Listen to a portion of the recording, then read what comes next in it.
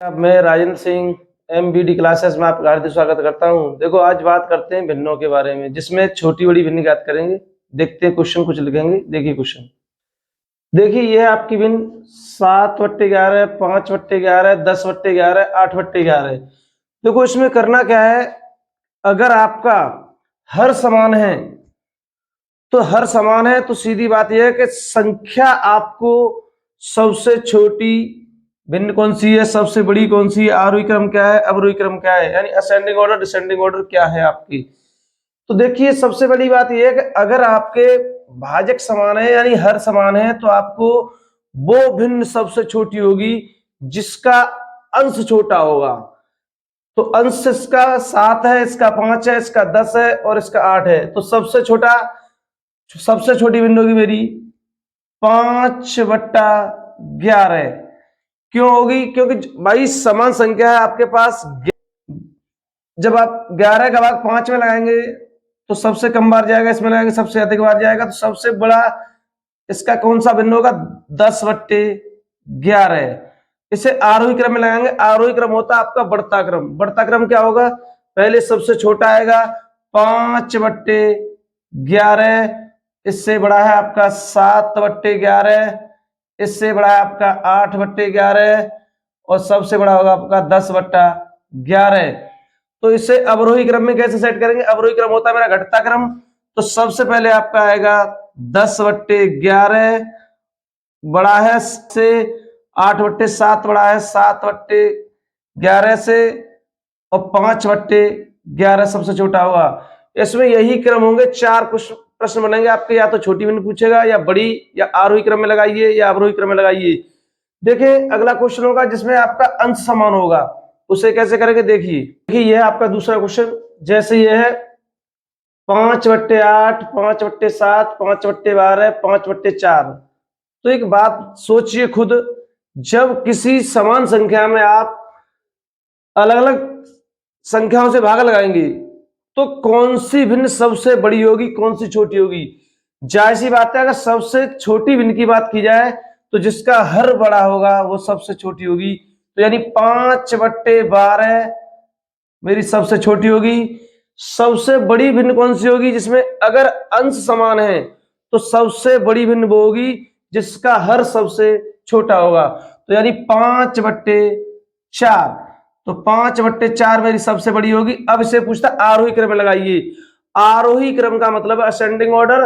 Ascending order होगा मेरा, सबसे पहले सबसे छोटी भिन्न आएगी 5/12 से बड़ा है 5/8, और 5/8 से बड़ा है 5/7, और 5/7 से बड़ा है मेरा 5/4। इसी प्रकार आपका अवरोही क्रम का घटता क्रम होगा। जस्ट अपोजिट लिख दे इसको। तो 5/4 बड़ा है 5/7 से, 5/7 बड़ा है 5/8 से, और 5/8 बड़ा है 5/12 से। देखो ये तो, मगर कुछ अच्छे क्वेश्चन आएंगे जिसमें कोई भी पद समान न हो, यानी अंश अलग हो, हर अलग हो, हर भिन्न अलग अलग हो। उन भिन्नों को देखते ट्रिक से देखेंगे। देखिए अगला क्वेश्चन क्या है, देखिए उन्हें। चलो देखिए आपका अगला क्वेश्चन 3/5, 7/9, 5/7, 5/9। इसमें देखिए सबसे छोटी भिन्न या सबसे बड़ी भिन्न, आरोही क्रम लगाइए अवरोही क्रम लगाएंगे। देखो बेसिक फंडा आपका क्या है, आप जानते होंगे, ढंग से जानते हो। तो क्या है, 5 का भाग आप 3 में लगाएंगे। तो ये बेसिक पॉइंट है। 7 में आप 9 का भाग लगाएंगे, 5 में 7 का लगाएंगे, 5 में 9 का भाग लगाएंगे। तो देखो इस तरीके से तो आप कर सकते हैं, मगर आप इसे सीधा ट्रिक से देखिए। ट्रिक क्या है इसकी? तो देखो सबसे पहले आप अंश उठाइए, अंश उठाइए प्रत्येक पद का, अंश उठा लो प्रत्येक पद का। इसका इन दोनों का अंतर कीजिए, अंश और हरों का। तो 5 से 3 गया बचा 2, 9 से 7 गया बचा 2, 7 से 5 गया बचा 2, और 9 से 5 गया बचा 4।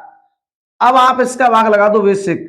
तो 1.5 ये होगा, 3.5 ये हो जाएगा, 2.5 ये होगा, 1.25 ये हो जाएगा।